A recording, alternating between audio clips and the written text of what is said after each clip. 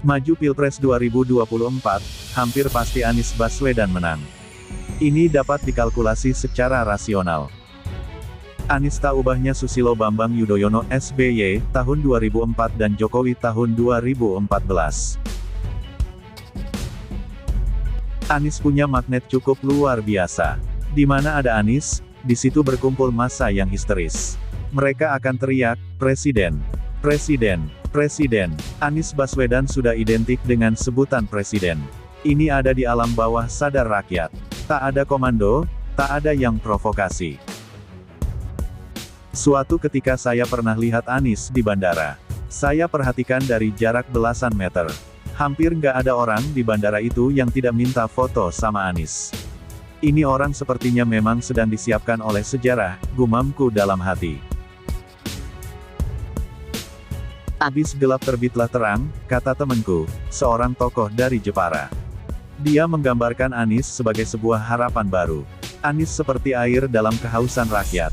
Saya hanya mendeskripsikan tentang situasi sosial saat ini yang lagi gandrung dengan tokoh bernama Anies Baswedan. Objektif, apa adanya, dan memang begitulah faktanya. Sebuah ungkapan yang bisa dipertanggungjawabkan. Jika Anies disambut meriah dan dielu-elukan di Jakarta, itu hal biasa. Karena Anies memang gubernur Jakarta. Tapi, ketika Anies datang ke Makassar, Padang, Surabaya dan Jogja, masyarakatnya menyambut dengan antusias dan dalam jumlah besar, lalu teriak presiden. Presiden, presiden, tentu ini bukan sesuatu yang biasa. Ini tanda zaman bahwa Anies memang sepertinya disiapkan oleh takdir untuk memimpin negeri ini ke depan. Semalam ada yang telepon saya, dia dapat info bahwa ada sejumlah daerah yang minta Anies datang. Sepertinya mereka ingin juga merasakan kehadiran Anies setelah viral video sambutan kepada Anies di Surabaya, Makassar dan Jogja. Mereka sepertinya tidak sabar menunggu Anies selesai dulu dari tugasnya sebagai gubernur tanggal 16 Oktober tahun ini. Teman saya yang semalam telepon juga sedang cari akses ke Anies untuk menghadirkan gubernur DKI ini ke daerahnya. Dia jamin bisa kumpulkan minimal 10.000 orang. Pandemi bro, pandemi, sabar. Untuk menguji kebenaran, tesis saya di atas, Anda coba testimoni dengan menghadirkan Anies di berbagai daerah. Jawa Barat, Jawa Timur, Jawa Tengah, Lampung, Sulsel, Sumsel, Sumbar, Aceh, Sumut, atau mana saja. Kasih tahu masyarakat Anies akan datang ke wilayah itu. Kita lihat, berapa banyak dan antusiasnya masyarakat yang menyambut Anies. Anda boleh patahkan tesis saya jika yang datang sedikit.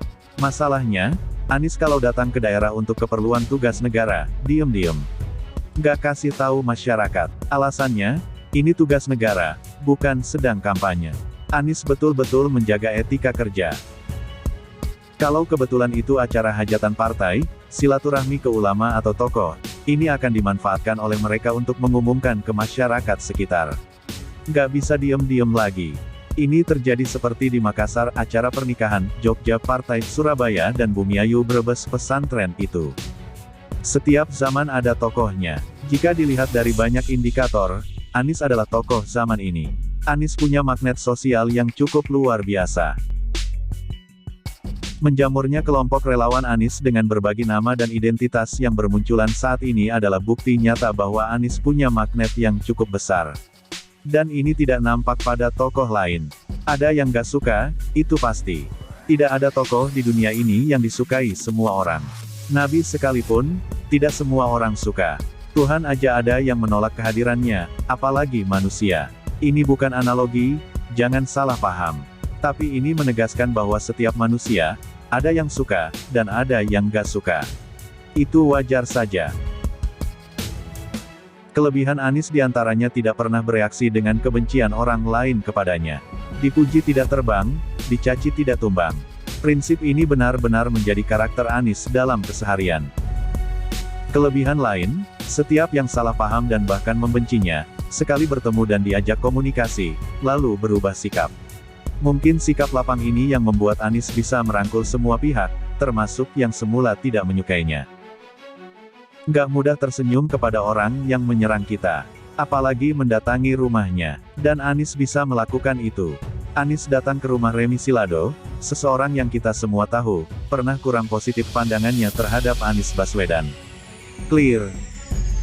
Selain integritas, kapasitas dan prestasi kerja, pola komunikasi Anies yang lembut, santun dan pemaaf, saya rasa ikut memberi kontribusi terhadap karismanya. Anies tak hanya mampu menyentuh otak, tapi juga hati masyarakat dengan emosinya yang stabil. Jika dirasionalkan, mungkin ini rahasia dari karisma Anies yang sedang digandrungi rakyat. Jika situasi ini bertahan, saya pikir Anies akan menjadi rebutan tidak saja kelompok masyarakat, tapi juga partai politik dan para pemodal. Oleh Tony Rashid, penulis adalah pengamat politik dan pemerhati bangsa.